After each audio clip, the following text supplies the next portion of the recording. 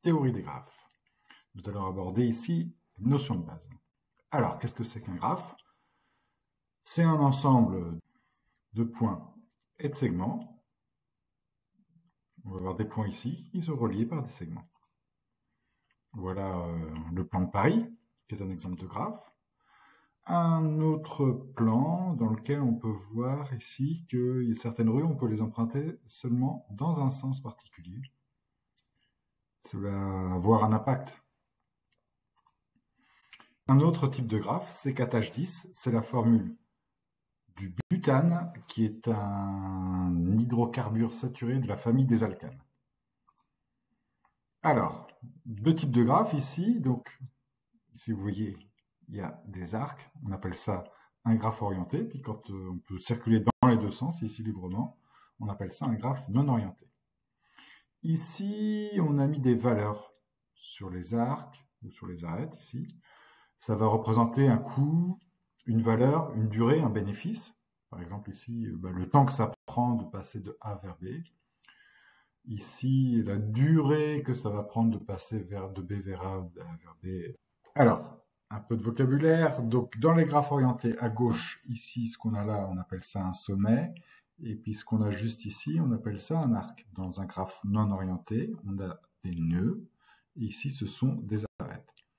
Moyen mémotechnique que je vous propose, pour ceux qui ont déjà eu la joie d'aller skier aux arcs, et bien aux arcs, on trouve des sommets.